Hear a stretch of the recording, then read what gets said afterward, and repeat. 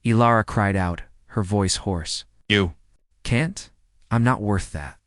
He finally looked away from her, his eyes blazing with a ferocity that made the kidnappers take an involuntary step back. You are worth everything. The transaction was swift. Anya produced a tablet. Documents were signed with a digital signature. Billions of dollars in future revenue transferred in the time it took to draw a breath. The moment it was done, Kalin was at her side, his hands gentle as he untied her. Bonds' touch a shocking contrast to the violence in his eyes. He shrugged off his expensive suit jacket and wrapped it around her shoulders, his fingers brushing the bruise on her face with heartbreaking tenderness. As Anya and her team secured the kidnappers, the leader, now cuffed, couldn't resist. Final, sneering jab. Your father sends his regards, by the way. Said you needed a lesson in priorities. Kalin went perfectly still. What did you say, Silas? He set this up. Figured if his son's charity case had a scare, you'd come to your senses. We were just supposed to rough up the driver and give her a message. You showing up with your little army was an unexpected bonus. The ride back to the penthouse was silent. Ilara sat shivering, wrapped in his jacket, smelling his scent and the faint, acrid smell of the warehouse. Kalin stared straight ahead, his profile a stone mask. Your father, Ilara whispered, the truth finally sinking in. He tried to have me. He did this. To control me, Kalin finished, his voice hollow. To show me that anything I care about is a weapon he can use against me. This is what I was afraid of, she said, tears finally spilling over. Your world is poison, Kalin. It hurts people. It could have hurt. She couldn't. Say it. She couldn't say the baby single quotes. He turned to look at her then, and the mask crumbled. The billionaire was gone. In his place was just a man, horrified and furious and desperately afraid. Saw her not as a pawn or a proposition, but as a woman he had dragged into a war zone. He reached out, his hand trembling slightly as he cupped her uninjured cheek. I will burn my entire world to the ground before I let anyone hurt you again, I swear it. In that moment, Ilara knew the proposal was no longer a business arrangement. The gilded cage had been breached, and the man inside was ready to tear it down with his bare hands to protect her. And she knew with a terrifying certainty that her secret would now destroy him completely. The penthouse, once a cold monument, had become a fortress. Anya's security team was a permanent, silent presence. The world outside the boardroom battles, the society snubs, the venomous articles felt like a distant storm against the hurricane of silence that had settled between them. Kalin was a man transformed. The calculated businessman was gone, replaced by a protector whose every glance was a vow, every touch a desperate reassurance. He'd given up $1 billion project for her without a second thought. The weight of that sacrifice, of his unwavering focus, was a crushing, beautiful burden. Ilara could bear it no longer. The secret, the life growing inside her, was no longer just hers. It was a truth that belonged to him, a truth that changed the calculus of every sacrifice he'd made. She found him standing by the vast windows, staring out at the city he seemed, ready to disown. The setting sun painted his profile in gold and shadow. Kalin, she said, her voice small in the immense room. We need to talk. He turned immediately, his gaze searching her face for any sign of distress. What is it? Are you hurt? Did you remember something else? The concern in his voice was her undoing. I'm not hurt, not like that. She wrapped her arms around herself, a feeble shield. The other night in the warehouse, when I said it could have hurt, I wasn't just talking about me. His brow furrowed. I don't understand. She took a deep, shuddering breath, the words she'd rehearsed 1,000 times evaporating. There was no elegant way to say it. I'm pregnant. The silence that followed was absolute. The hum of the city below vanished. He didn't move, didn't blink. He simply stared at her as if she'd spoken in a language he no longer understood. What? The word was a puff of air, devoid of all meaning. I'm pregnant, she repeated, her voice gaining a sliver of strength. It happened that night, at the hotel. I'm almost 10 weeks along. She watched the information detonate behind his eyes. Confusion, shock, a dawning, terrifying comprehension. His gaze dropped to her stomach, still flat beneath her sweater, then flew back to her face. The protective fury he'd worn since the kidnapping melted into something raw and utterly vulnerable. A baby, he whispered. He took a step toward her, then stopped, as if afraid to get too close. Our baby, yes. The single word seemed to unlock him. In 2 strides he was before her, his hands coming up to frame her face, his touch impossibly gentle. His eyes searched hers not with accusation, but with a desperate, awestruck wonder. All this time, the sickness, the fatigue, and I thought. He shook his head, 1,000 realizations crashing over him. The ransom. My father. The wonder in his eyes hardened into a cold, murderous rage. He could have killed you both. But he didn't, she said quickly, placing her hands over his, anchoring him to the present. We're okay. He pulled her to him then, crushing her against his chest in an embrace so fierce it stole her breath. She could feel the frantic hammering of his heart against her cheek. Ilara, he murmured into her hair, his voice thick with emotion. My God. He stood like that for a long time, the city lights beginning to glitter below them, 2 people clinging to each other, in the wreckage of a truth that changed everything. The proposal was no longer a defiant strategy or a romantic gamble. It was a necessity. They were a family. The next morning, Kalin was gone before she woke. A note on his pillow, written in his sharp, efficient script, read, Fixing this. Stay with Anya. I love you. The last 3 words sent a shock through her system. He'd never said them before. It was Anya who brought her the news, her usual professional demeanor softened by a hint of grim satisfaction. She handed Ilara a tablet displaying a live news feed. The headline was stark. Silas Thorne, tech titan, arrested by FBI on charges of conspiracy, kidnapping, and racketeering. He did it, Anya said quietly. Kalin delivered everything. Financial records, encrypted communications from the kidnappers implicating his father, shipping manifests for illegal arms. Years of evidence. It's over. Ilara stared at the screen at the image of Silas Thorne being led away in handcuffs, his empire of arrogance finally crumbling. Kalin had chosen them. He had burned his own legacy to the ground to protect them. But as the day turned to evening, Kalin didn't return. His phone went straight to voicemail. Cold dread began to coil in Ilara's stomach. Anya's attempts to locate him grew increasingly frantic. It was Nolan, Kalin's business partner, who arrived at the penthouse, his face grim. He held a single, sealed envelope.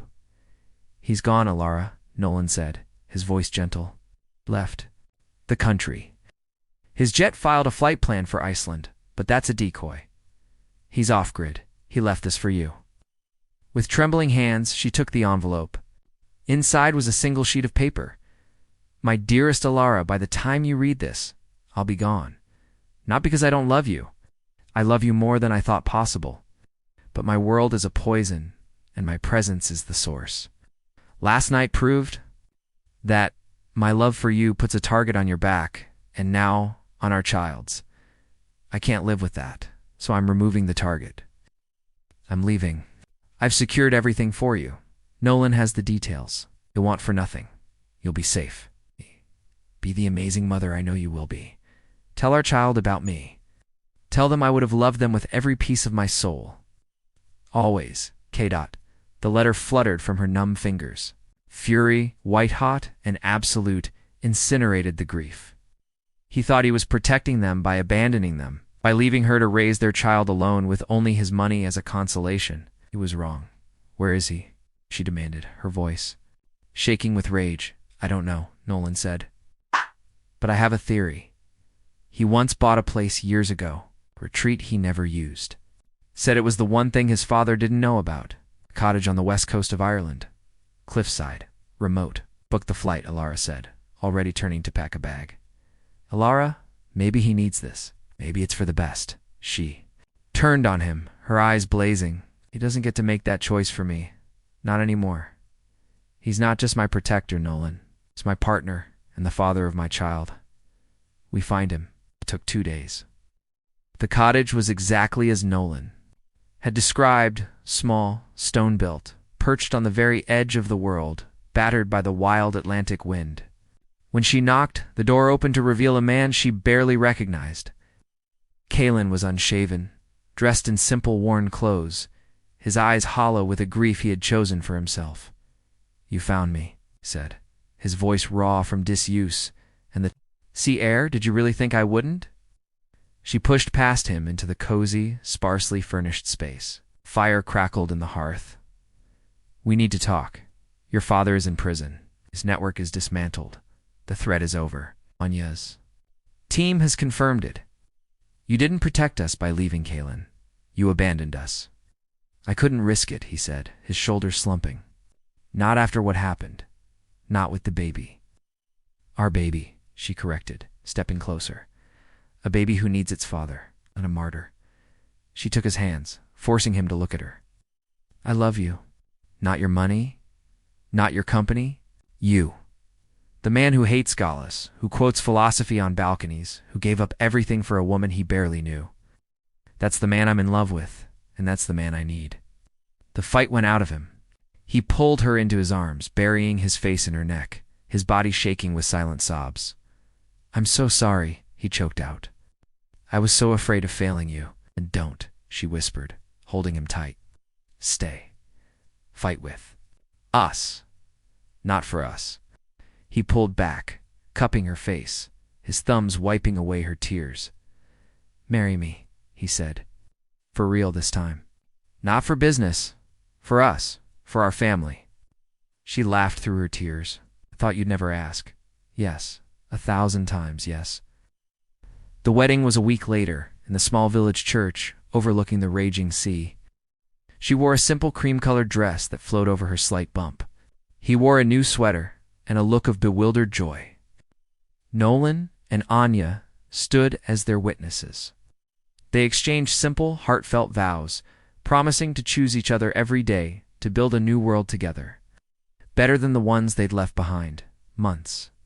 Later, their daughter Isolde was born with a head of dark hair and her father's stormy gray eyes. Kalin was there for every moment, his large hands gentle and sure, his love a constant. Steady force, they returned to New York, but on their own terms. Kalin, with Nolan's partnership, rebuilt Thorn Industries from the ground up. Its new foundation, rooted in the ethics Ilara championed. The penthouse was sold, replaced by a brownstone filled with books, laughter, and the joyful chaos of children. They spent summers in the Irish cottage, where the only sounds were the gulls and their children's laughter echoing off the cliffs. Their story became a quiet legend. It's not of a billionaire and his bride, but of two people who found their future. In a single night's honesty, and fought like hell to protect it, every time he looked at her, Kalin saw not the woman he rescued, but the woman who had saved him.